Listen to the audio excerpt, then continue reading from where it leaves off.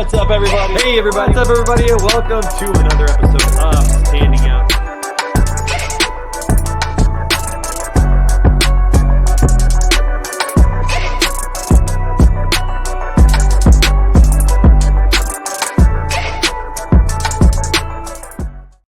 Hey, everybody. Welcome to Standing Out, a podcast about sales, marketing, and leadership. So excited that you're here. I'm Trey Griggs, your host.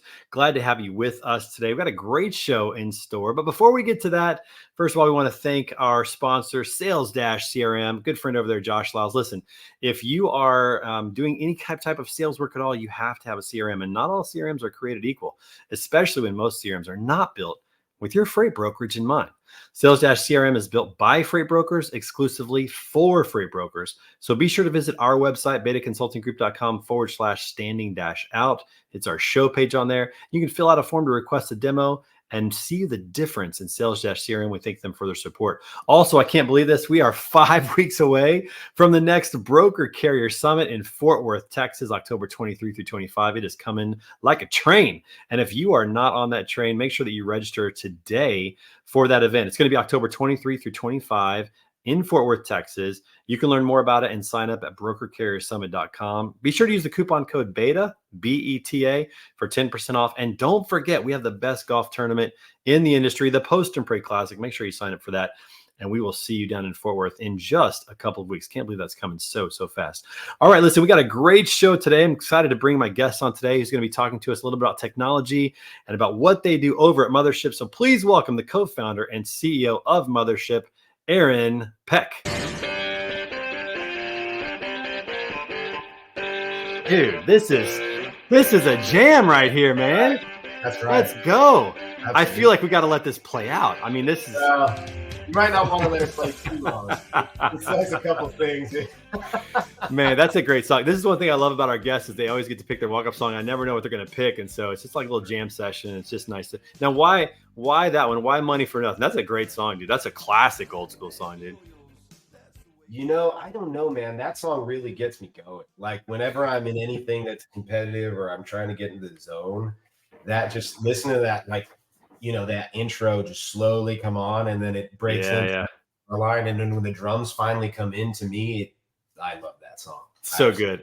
I don't know how old you are, but it takes me back to the 80s. Man, because I used to ride around on my dad's truck. He drove a local straight truck, like a big 26-foot box truck around Kansas City. And in the summers, I'd ride with him, man. And we would listen to the 80s tunes. And that song just takes me right back to that seat. And that whole experience, man. What a great song, man. What a great song. Yeah, I'm probably not old enough to be like officially repping that song. So I'm a little bit of a poser with it. You know, I was born in 84. But like I'm rooted in that generation. That's close. It was later 80s, so you could have been like a 5-year-old rocking out, you know, or something, you know? I definitely was that 5-year-old rocking out, for sure. That's awesome. I love it. Well, take a moment here and tell our audience a little bit about yourself and what you're doing over at Mothership. Yeah, so I'm the CEO of Mothership. So Mothership focuses on first and last mile logistics exclusively. So actually, like most of the trucks that are on our platform are those 26-foot box trucks with lift gates. It's almost exclusively those. Yeah, we've had over 100,000 drivers sign up for our platform. That space is incredibly fragmented, unlike a lot of the other spaces in freight. It's super fragmented, and there's no one kind of helping bridge the gap truly between the carriers and the customers. And the reality is because it's short distances, low amount of weight, which means that the average order value is kind of low. So to efficiently do it, it's really hard to do it with people. And so Mothership introduced really the technology layer for us to get that done, right? Similar to what Uber did with ride sharing, we have done now in that last mile space with freight. And we do it at scale, and we do it at high volume. And that allows us, without, you know, tons of human capital, it allows us to use technology to do this really fast and really affordably. So in every market that Mothership operates today, which I believe is 24 today, we do same day delivery, same day pickup and same day delivery. So someone books on Mothership, a customer, you might be shipping apparel, beverages, whatever. You'd book that today. We'd pick it up today. We'd deliver it today. Yeah, my dad would have loved that. I'm just thinking about, like, when I was driving the truck, he'd have these short deliveries. He had Southwestern Bell back in the day, of their little box deliveries that they would have. He would also pick up I remember this. He'd pick up a VHS tape from the airport and take it to the news station because it had something to do with the game that played that day. And there's the highlights. Like, this is back in the day, man. Like, That's wild. crazy stuff. So I remember it's all same day stuff, pick up, delivery, all that kind of stuff. So he's functioning as like a carrier and a courier, right? Because he had a little bit of both. He had both. Yeah. Because for a while before he got in the 28-foot box truck, he actually drove his own little truck around. He had a truck with a bed on the back, a camper on the back, and like he did Southwest Bell deliveries, which are little boxes. So he did those. And then when he moved up to the big truck, it was, more of the 2-3 pallets moving around the city kind of thing. Awesome. The farthest we'd go is like Dodge City, Kansas. We took a couple trips out there, but other than that, it was right around the city to do that. And I remember the dispatcher. I mean, back in the day, and probably even as recently as maybe 5-10 years ago, a local company would call a dispatch company, tell them what they needed. The dispatcher would radio in the truck. They'd have to go pick it up. And it had a lot of human capital involved, had a lot of human processes involved. So for you, trucking is rooted in like your first kind of experiences in trucking, and your emotional connection to it are rooted in those times with your father. Yeah, definitely. That's true for me too. So that's actually quite interesting. Yeah. And what's weird is I didn't plan to be in transportation. I found my way in much later in life, but it's weird because those are some of my fondest memories as a kid. Was driving around to the warehouses. They had big concrete walls. I'd have my racquetball and my baseball glove, and I'm throwing it against the wall while he's waiting for them to unload or load. And some good memories, good experiences from that. Walking around, seeing these big warehouses that were smelly, and the big fans trying to cool things down. Yeah, those are some pretty foundational memories for me. Did your dad do similar type of thing? Was he a local truck driver? No, so he wasn't. So my dad ran packaging and shipping at my grandfather's company. My grandfather invented Maglite, the flashlight company. And really? Wow. Yeah. Very cool. He still operates it today, right? And he's 94 today, and he's at work right now, guaranteed. Wow. That's awesome. He'll be there till 6 or 7 tonight. He's not collecting seashells on the coast, playing golf every day. He's working. He'll drive himself home tonight. So everyone on the 91 freeway, watch out. Make sure you have your seatbelt on. But yeah, no. So my dad ran packaging and shipping there, and I just thought it was the coolest thing. My mom would take me there, drop me off after school sometimes, and I would kind of like do my homework, whatever. And when I finished all that up, I just have the run of the place, right? Because it's not only was my dad like running packaging and shipping, it's my grandfather's place, so people would let me do what I want. And similar to you, like how you're using the concrete wall, I would use like the pallet jacks as like a razor scooter and just go up and down. Yeah. I'd ride on the forklift. I'd ride on the conveyor belt and boxes. I'd get on the pallet wrap, the spinner. It's been oh man, it was good times, but it wasn't just all fun. Eventually, like I'd get sick of all that. I'd go sit at my dad's desk with him, and back then everything was still pretty much processed by paper, and he would walk through everything it took to get a shipment done, right? So he was teaching me things like NMFC codes and what classes the different flashlights were, right? And all the different carriers. And they had a routing guide, and then they'd have the price matrix for that particular carrier. So he taught me how to look that up or whatever. And so I would actually fill out the bill of ladings. I would select the carrier based on the routing guide. I would do all this. So when the carriers would show up, as LTL carriers very often, so they're used to seeing, they'd be like, Aaron, and I would hand them the BOL, they'd sign it, we'd do the whole thing. That's where my love of trucking, or my just an interest and emotional connection to it, really locked in. So similar to your experience. And I was young. I mean, I was 7 or 8 at this time. Yeah, I'm thinking kids in 3rd grade are learning, state abbreviation codes, and you're learning NMFC codes. Right. I mean, awesome. everyone else had it all wrong. Like apparently, it pays off to know your freight classes, man. Yeah, well, we want to talk more about that in just a minute, but we got to pause for a second because I learned a little fun fact about you. This is pretty cool. So, didn't know you were signed by Interscope Records. I want to hear more about that, but also that you helped discover Post Malone. Yeah. Okay, I got to hear that story. Yeah. So right after the music career, I've always loved tech. The part that I didn't talk about, before I got into freight or whatever, is that I was always very interested in computers. So I only learned how to play drums initially because I was like, well, at that time, it didn't seem like girls were very interested in guys that are just like in the room screwing with a computer. So I picked up the drums, like, oh, they're going to love this, because it wasn't great at football or anything. And then I really got into the drums, really got into music, but I never lost my love of technology and computers. So in the background, I was always doing that kind of stuff. And eventually I put those two things together, and we started a company called Beat Tech. And the intent for that company was to moneyball music, essentially. Back at this time when we started it, you could get data. You could essentially get fire hoses of data from social media networks at that time, right? So this means like you could just siphon off all of the data you want about what's happening on something like Twitter. You just had to pay for it. And so we noticed that there were certain things that were happening. There was essentially an algorithm on artists blowing up at that time based on social media, and certain things would start to happen that would clue us to that. And so we talked to the labels, some of the people that were from my past, like Warner, Universal, etc. And they were like, look, this is our biggest problem. Like, we want to essentially pre-A&R, right? We want to know before someone sees the set. Like, a lot of these artists are getting signed, like Bieber, for example, like people are getting signed before social media, or sorry, before they played even their first like public set. So the A&Rs weren't able to see them. So we were essentially bringing this data to them in a dashboard, trying to show them this. And one of the artists that came across our radar was Post Malone before he was Post Malone. And so we went out, spent some time with him up in Encino, and there was a producer that was working with him. And they were producing the demos that would be that first record. And we spent a bunch of time together, and it became super obvious the guy was going to be a hit. And so I introduced him to a variety of labels. He took meetings with all of them. He ultimately didn't sign with any of them. They offered him great deals, but I assume he got a better one. Later on down the road, like, we stayed connected, and later on down the road in my next company, he actually was a beta tester, and he would like beta test the app and give us insights, whatever. So as nice of a guy as he seems, like in all the interviews you've ever seen, he's exactly that guy. Hasn't changed at all. Like, he is awesome. Just that guy. Yeah. Can we get a private Post Malone concert for Mothership clients with me being the MC? Can we make this work? Like, we can do something, get Post Malone up there on stage. Let's make this happen. Well, let me tell you something that's interesting. This is probably like a violation of privacy, but I don't think he would care, so I'll say it, which is the other day we had a delivery going to someone's house.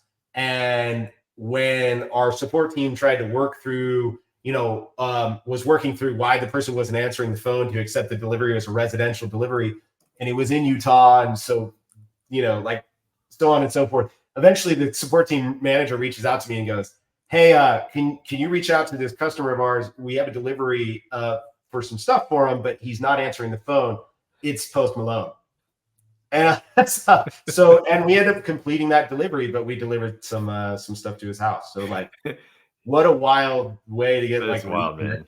Yeah, that's wild. I think a lot of people that have had some of those experiences like you've had have a connection to somebody that has become famous. Those stories are always fun. I've got one with Tyronn Lue, who's a basketball player.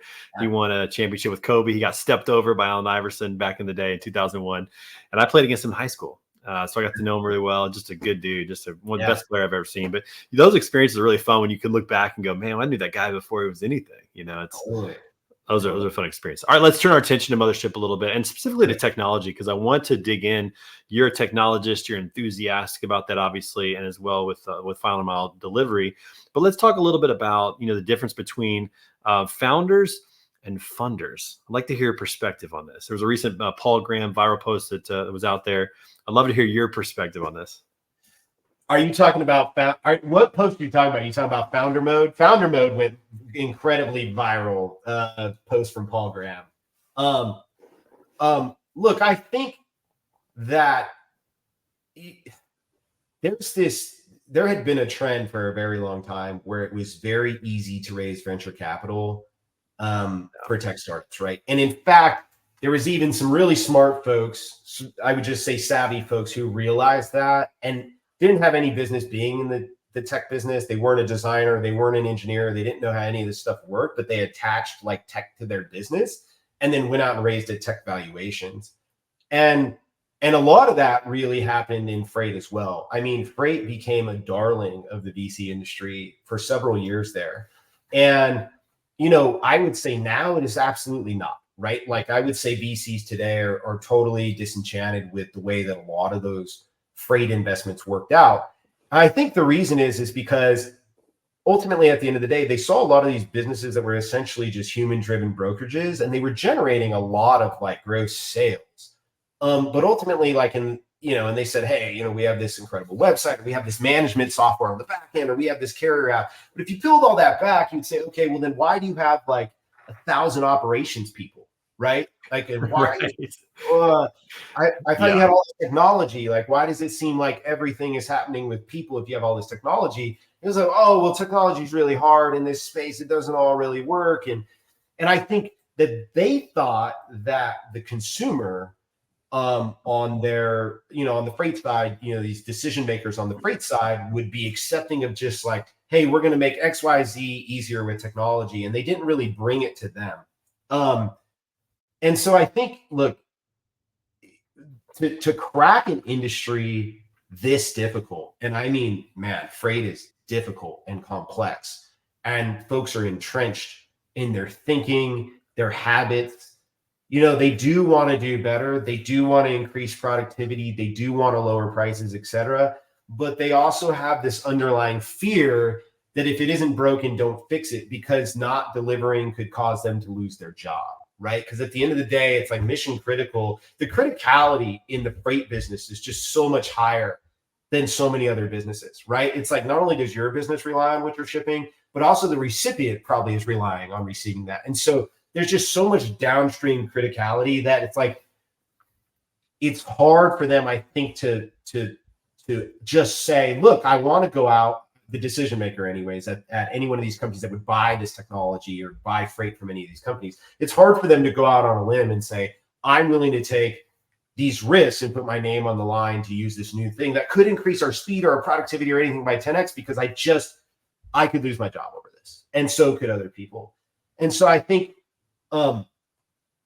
it was assumed that they would come around a lot easier. And so venture capital was thrown at this industry, and a lot of people raised a ton of money without actually having the chops to build any of this stuff or really go get into the nitty gritty and get to what the customer really needs and where the true problems are. And so they became these people that were just really good at raising funds, but they didn't know how to build anything.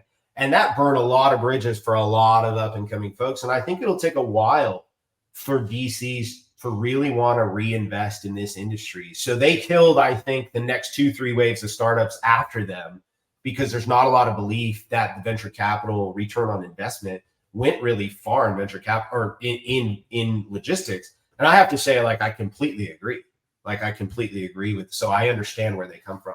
And so I think to be successful in this space, and look, we have a long way to go, and it's like TBD whether we'll be a company that's around in 50 years. We certainly hope so, and goes public, right? We certainly hope so, but so I can't stand on the mount entirely, but I will tell you that our philosophy is about building and focusing on getting to real problems around real technical solutions, not just hiring a bunch of people, generating a ton of gross sales, and then saying, look what we've done. So we kept the team small. We kept the burn small. We are mostly engineers and designers. And I think that's a tell as to what Mothership is doing. The volume of freight that we move against the number of people we have working for our company is, I think probably 10x more efficient than the next business that does our volume. Yeah, it's impressive. And, it's interesting you talk about the people that can just raise money but don't know how to build a company. I've sold tech in the space for a long time. And I remember telling people, when you evaluate a technology, one of the most important things you need to do is evaluate the founder who's driving this technology, who's actually leading this ship. No pun intended. Yeah. Who's actually leading this along, because that matters. Yes. The people who are driving the technology and who are the vision casters, but also understand it, man, they have to be top notch. And if they are, then you can trust. It's easier to trust that the technology is going to go in the right direction. They're going to handle it the right way. But man, if they're just somebody who's really good at selling a vision, that doesn't always mean the technology works out. In fact, I've seen a lot of these technology companies where they had trouble with customer adoption because they didn't have a plan for that, or they didn't really think through the UI, or there's a lot of those things. And just to reference, there's one for a digital freight brokerage early on in truckload that had 3,000 employees in Chicago. It's almost like the user interface was the technology. That's it. Everything behind it was just people turning the wheels as fast as they could, That's but right. They were still, that happens so much. And I think you're right. Unfortunately, I'm sad about that, because I do think that some, venture capitalists feel burned. Like, man, we invested in this and didn't go anywhere. We didn't get anything back. And that it only happens a few times. And then they get a little gun shy. They want to move in. That's right. That's right. And the reality is, I think this industry actually needs the investment. And, the true answer here is, there's a lot of people that squander a lot of money, I think, by saying they were doing one thing, but truly actually operationally doing another. But then there's the whole other thing that this is actually just real hard. And, the amount of money that was originally invested in most of these companies probably isn't enough. It probably needs to be 3, 4, 5 times that. And if you think about the size of the industry, the total addressable market, I mean, it's worth it. It's worth it to go after it. I would just say that there's a big question mark as to whether the decision maker is going to be willing to adopt technology, or whether it is still, and this is what people say, this isn't me saying this, right? But this is generally thought in the freight industry, like the good old boys network that's just going to make the same old decisions they always make. And like, that hasn't been my experience. I ran into a bunch of people that I think are super forward thinking. And so how do we bridge that gap is what we're trying to figure out. And I think all the next companies obviously need to figure out. But yeah, I do think there was a time there where a lot of people, really savvy people, were able to raise a ton of money. I think those days are done. And so the future is for the builders. That's it. Yeah. Like, yeah. I agree with that assessment. You're not ready to build and you don't have the experience doing it, you stay far away from this industry, because this would be, like maybe the next hardest thing is like launching rockets. Yeah. So I don't know if it's quite that complex, but it might be close. It might be close. So I want to ask you about this too before I get to talking about AI, because I want to visit your thoughts on AI in the future. But you came from other industries. Obviously, you grew up in transportation, but you really got your start as a tech founder in other industries. With BeatDex, and I think you had another company. I believe it was Skirt. You had that going on too. So you had a couple of runs at this in different industries, and then now you're into the freight space. One thing I've noticed is that there's two schools of thought on technology in the space, and that is, one in the past was that outside technology people coming in didn't know the game well enough to do it. Now you have some background, that certainly helps out, but we've seen other people who truly didn't know the game that much be very successful. I mean, I think Chad Olson at AVRL has been very successful with what he's done. He's an outsider. So that's one school of thought, is that outsiders may not be the best, but I feel like that's not true. The other one is, I'm seeing a lot of operators move into technology. Like, they sat in the brokerage chair, they sat in the dispatcher chair, and they're now moving in to help build technology. I feel like that can also be a winning strategy. What are your thoughts when you think about forming a team, being a little bit of an outsider, having a little background like you do? What are your thoughts in terms of how to build the best team to build the best product that's going to actually work for the customers who are sitting in those seats day in and day out? Yeah, it's a great question. I'm probably biased because I would view myself more as the outsider, even though I kind of grew up in it, right? But I wasn't buying in. I didn't have that like operational professional experience. The reason I'm biased to the outsider is because the outsider has no kind of preconceived notions of how things should work. So they're going to question everything. And there's going to be a lot of things where you can't do that. And the outsider's going to go, well, why not? I just did it. Watch, I'm going to do it. I did it. Right? And they're like, oh, you can't don't touch that button. Well, I just did. What are you going to do? I admire so many of these folks that I meet in freight that have been in it for a long time and the things that they know. And I have run into those folks that have an incredibly open mind, and they're kind of sick of how things work and they're willing to do things differently. But more often, I run into those folks that I think are worried about technology. They're worried about the day that it kind of maybe replaces some of what they do. And so they reject it. Right. And they're kind of like, nah, this is never going to work and it won't work for XYZ reason. I'm like, well, if you could come around, like the future needs you and all of your expertise. Like, this stuff needs to be turned into technology. And that means you need to advise the entire time. And by the way, not all of it turns into technology right away. And so like, there is absolutely a fit for all that experience and that knowledge, I think, if someone is willing to participate. But I do see sometimes, and I don't think this should exist, but I could understand it. There's a little bit of fear of the technology. Like, is it going to replace what I do, whatever. I don't think that's the case. Like, I think anyone who's working now today in logistics shouldn't worry about being displaced by technology. They should be trying to adopt it as much as they possibly can. Now, if they were like, well, I still have the same job in 50 years, the answer is like, no. If you were still trying to do this in 50 years, you would be displaced. Good news. You're not going to be doing this in 50 years, right? Like, all together, we're going to be doing something else, and it will move slowly that direction, and everyone will find their fit and do something a little more meaningful.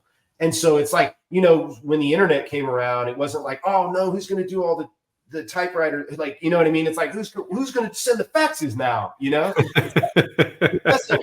Eventually you get to a place where you just move up to more meaningful work, right? And it becomes a little bit more knowledge-based work. But man, yeah, I'm constantly just taken aback by some of the long-term knowledge that some of these folks have, historical knowledge. I learn so much all the time when I talk to these folks. And I do, like I said, run into a lot of people with a really open mind. That said, there's still always a tinge of but tech's never going to work in this space. And to me, that's like saying, the people that said like, it's the same thing about music. It's the same thing about newspapers. It's the same thing about Netflix, streaming media, all of this. Like, tech does eventually win. It might not win in the time frame that, the entrepreneur is saying, right? I think the entrepreneurs are always like, the founders are always like way ahead. They're like, we're going to change this all by tomorrow. And the other people are like, you're never going to change it. The truth is, it is going to change. It's going to change somewhere in the middle, right? And everyone's going to be better for it. Like, everyone's going to win. And so I don't think anyone should be concerned. But if I had to say, like, if I'm a venture capitalist right now, I'm investing my money behind someone that's going to jump into the space and try and do something, I'm 100% in on the outsider that has the technical chops, that's willing to go, I don't believe that there's any rules. And so I'm going to go find I'm going to find all of the edges. I'm going to bump into the rules, and then I might even break them and get those rules changed, right? Like, if you think about what Travis at Uber did, right? There was no rails for ride sharing before they showed up, right? The laws literally changed around what so when people say, well, you can't do that, you're right. Well, there's rules that say you can't do that. Well, did you know if you do something at enough scale and enough people want it, those rules can be changed, right? They were made by people once upon a time. They can be changed by people. That's right. That's right. So if someone has enough grit, enough, forward momentum, and they are hell bent on going after this industry, I'd put my money behind the outsider. But under no circumstance do I doubt the insiders and the expertise and the knowledge that these folks have. And I love trying to absorb it and spending as much time with them as I can. And I would encourage them to come along with us, hang out with us, and be part of it with us, because we would like to do it together. I think from all of that, what I got out of it was that rules are made by humans and they can be changed. And I love that, because I consider myself a rule evaluator in life, not a rule follower. I always say that every rule is made up by a person just like you and me. So we need to evaluate it, make sure it's a good rule. But no, I think that's a great idea. And I'm bending more in that direction, because when you're an outsider, you also bring in technologies and tactics and strategies that are just not here. We kind of get claustrophobic a little bit as an industry, and we don't know about what's working on the outside in banking and fintech and other industries. You bring that in, and then we get to experience the benefit of that just, an operator wouldn't pull that, because the operator would just try to build technology based on what they're doing today. So I'm leaning more towards that direction of that actually makes a ton of sense to have outsiders building tech, as long as, like you said, they're willing to sit down with the operators and learn the business. That's really critical. You have to be willing to learn. You have to be willing to learn 100%. And you have to spend time with people that have been doing it. There's just no other way. And okay, last question. You might disagree with them, but that, you need to spend that time. That's right. That's right. Last question before we have a little bit of fun is I want to talk about the future and about AI. And this goes to almost a little bit of a marketing question. I see so many technology companies talking about how their technology has AI in it, but based on AI. And I'm thinking to myself, I feel like the largest tech companies in the world are struggling to figure out AI. Do I believe that these small freight tech startups are really using AI? Is it just a marketing ploy? Are they? And I don't know about it. I'm curious your take on all this, especially the future where we're headed. Okay. So the answer is going to be really hard to decipher, right? Because the answer is absolutely yes and absolutely no. So it really is, it depends. It is just like that funding scenario that I explained to you, right? Where people were saying they're throwing tech on top of their freight brokerages and then saying like, we're a tech company, we're not a freight brokerage. Trust me, give me $100 million at $1 billion valuation. The VCs were like, seems legit. And it gave them the check. Well, now the new game is that you just attach AI to everything and you do the same, right? And it's working pretty well. But to your question around, look, there's going to be a lot of companies that go bust around this AI stuff. No doubt about it. Like this is the same thing that I just explained to you, which is like the hot funding environment of like, 3-4 years ago, or zero interest rate times, right? So there's a lot of companies who don't deserve to have any AI attached to it. And in fact, you're correct in that their definition around AI is so incredibly loose, like it's unbelievable, right? You're like, well, what there is AI? And it turns out like there's no AI there. There's no large language model at play. We're talking about machine learning technology that's been around for ages. And that's actually what you're dealing with, right? Or something like pre-fills text and you're like, this was pre-filled with AI. And you're like, no, it wasn't. There's no AI there, right? But if you're outside of tech, you don't know the business, and someone tells you it's AI, and they're a tech company, who are you to question that it's AI or not? You're like, that maybe that's what AI does. It pre-fills like fields for me with information, I guess. That doesn't sound like the groundbreaking technology the news has been talking about, but it's happening, right? But then to your question around the biggest companies in the world are struggling to deploy AI, how could I ever believe that the smallest companies in the world or these small tech startups are doing it? And actually, in fact, you can actually more believe that the small companies are doing it and that the big companies are actually struggling to do it. The reason is it goes back to, if you're Salesforce or someone and you have this massive customer base, all these folks with huge contracts, they rely on you for business critical stuff, and you're operating at the enterprise. When you introduce these features, these new things, you have to do it so slowly. It'd be very careful. It all has to be opt-in. And you can't really test it. It like all has to work 100% of the time. And it has to, like there's no margin of error. And so they do take a long time. You can actually never bet on the big incumbent to be able to deploy the stuff faster than the small companies versus us or some other company like us. You might have a company that's just funded. They have 50 customers they're sitting on $50 million of venture capital. And they're like, well, actually, we're going to roll out a new version tonight that might destroy the whole business, but we only have 50 customers. We'll just go get another 50 customers. So they are really, when they're like, yeah, we're AI, they're like fully AI. They're to the point to where they'll let it make mistakes that cause you to leave, but they are actually using the technology they say they're using. Yeah. For us, I would say that we are still, I'd like to think of us as like a pretty sizable business, but relative to where we're going, we're still so small in my mind. And so when we say we're deploying AI, we really are. We are going back to the models. We are working on the models, right? And so that's totally different than just saying like, hey, we're going to use some machine learning to pull this off. We use machine learning too, but for totally other things, like for routing and dispatch and all that. That stuff works really well. But like, I'll give you an example of using AI. Like, if you were just to give me a blob of shipment information that was totally unstructured and you sent it to me and just said like, okay, book this shipment for me. That's a really good use case for UI or AI, because AI would just say, okay, like I think that this is an address and this is an address. And I think these are dimensions. Actually, this looks like a shipment. Is this a shipment? I think it is. Okay, these are the dimensions. This looks like the weight. Is this all correct? And you're like, wow, actually book that, right? And it's like, if this is all correct, this is $197. Right? And you're like, okay. So that's a really good use case for AI amongst a bunch of other things. But that's an example of like where we and other companies like us can use AI to really cut down on the amount of time people are spending doing just like this copy paste operation, this kind of stuff. So I would lean towards the younger, smaller companies are definitely going to adopt it 10 or even maybe 100x faster than the big guys. Yeah, and it's in a more extreme way too. Like it's gonna do a hell of a lot more, but just be ready for the errors when it starts telling you some crazy stuff, because it will, and the small companies will take that risk, right?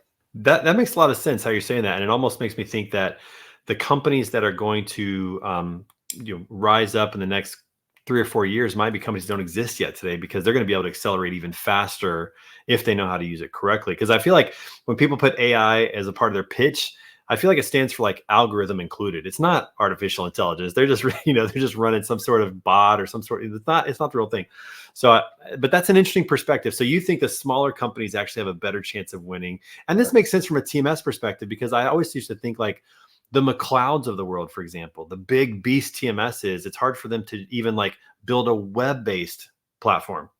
But the small TMSs can make changes really fast and be much more present. So that makes a lot of sense. I think you've convinced me in that regard. So that's good to know. That's awesome. One of the analogies that I'd use, and I think you'd appreciate it, is just think of these big companies like McLeod as being a cruise liner, and think of these small companies as being on like a small little sailboat, right? Or like a little small racing sailboat. And, they decide they want to make a turn and it takes like forever. And the little sailboat decides and it's off, it's gone, right? It turns into zag and it can do whatever it wants. And so that's really what happens in technology.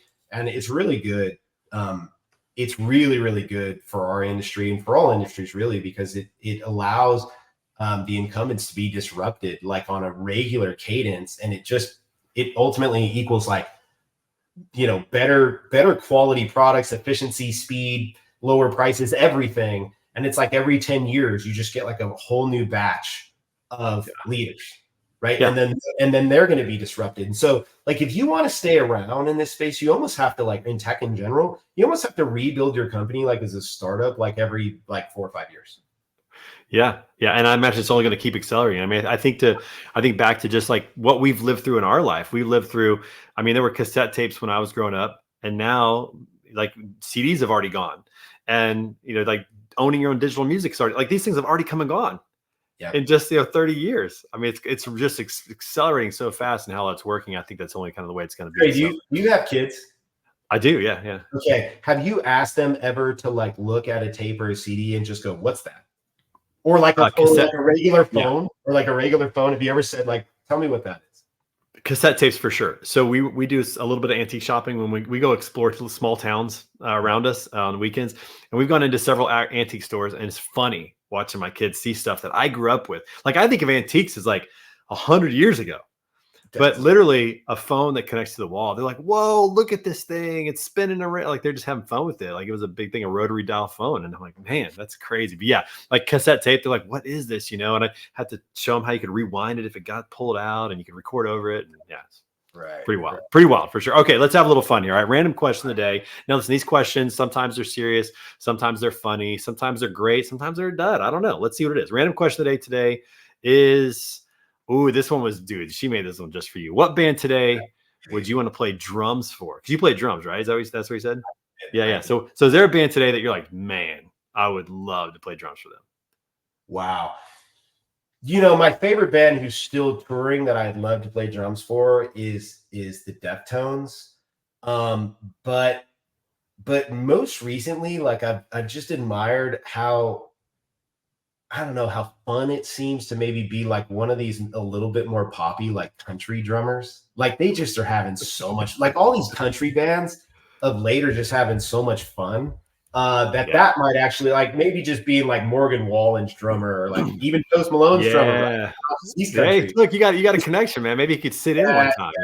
Yeah, I think I got I'm a little busy for it, but maybe. Yeah, I'm not a drummer.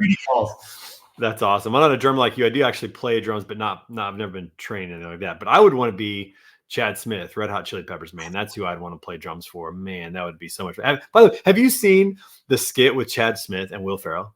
Have you seen that? Dude, that's unbelievable. You have to double take, like, which one is which? I have so a little wild. funny story about Chad Smith. My brother-in-law was a professional hockey player on the Anaheim Ducks, and he and Chad Smith were friends. And I was never like a super fan of his, and I didn't appreciate his drumming, I think, till I got a little bit older. And now you could just, I mean, everyone appreciates it, right? But I remember him telling me, he's like, "Hey, Chad's my buddy. Would you like to go hang out with Chad, maybe play some drums?" And I was like, "No, I'm okay." I passed on it. And he reminded me like 5 years later, he's like, "Remember when you said no to playing drums with Chad Smith?" And I was like, "Yeah, that was one of the biggest mistakes of my life." Man, can I get that one back? Yeah. 100%. Man, that would be just so sick. I mean, like, again, I think of like whenever I get a chance to, I've got a couple of friends on the PGA Tour, and I've had a chance to play a couple rounds with them, and it's like I mean, it's a different game. One story for me, and then we're going to call it because we could talk forever. I was playing golf with my buddy Jared Wolf down at TPC Sawgrass, and hole 11 through 16, so 6 holes, I was 1 over. I felt great. I mean, I was playing great, right? I lost 6 shots. And I was 1 over. Like, it's just like it's a different game. It's a different game. We got to 16, the par 5 there at Sawgrass. Yeah. And I said, "What's the shortest club you fit into this par 5? And he's like, "I think a 6-iron. I was like, "A 6-iron? I was kind of razzing him. I'm like, "Dude, DeChambeau's hitting a 9-iron in. What are you talking about?" Right? So this dude turns a little bit further left and swings out of his shoes and just belts it over the trees. And he had an 8-iron in, and he made eagle. And I'm like, okay, all right. Fair enough. All right. It's absolutely incredible. Well, hey, Aaron, listen, man, it's great having you on the show. Thanks for coming by and sharing your story, what you guys are doing at Mothership, and just some great stories to tell. You're gonna have to come back on, man. I think you need to be kind of a regular on the show, man. Got to get you back. Let's do it. Awesome, man. Appreciate you. Right. We'll see you real soon, buddy. Thank you. Bye-bye. All right, everybody, make sure that you come back every Tuesday for an episode just like this with great guests like Aaron on the show. And also want to give a shout out to our friends over at Reads Across America Radio. We love being a syndicate on their Trucking Tuesday platform every Tuesday at 7 p.m. So if you're watching on that, thank you so much. And if you would, go and support us by going to readsacrossamerica.org/standing out. And you can sponsor a wreath with us, and we would love for you to partner with us in that. If you're not familiar with that, check out the entire thing. Reads Across America is a phenomenal organization that every year lays about 4 million wreaths at the grave sites of veteran soldiers. And so it's just an awesome thing in December. Get involved with your team, get involved with your family. And again, we thank them so much for being a part of that. And until next time, thank you to our friends over at Sales-CRM. And remember, my friends, stop standing still, start standing out. We'll see you next time.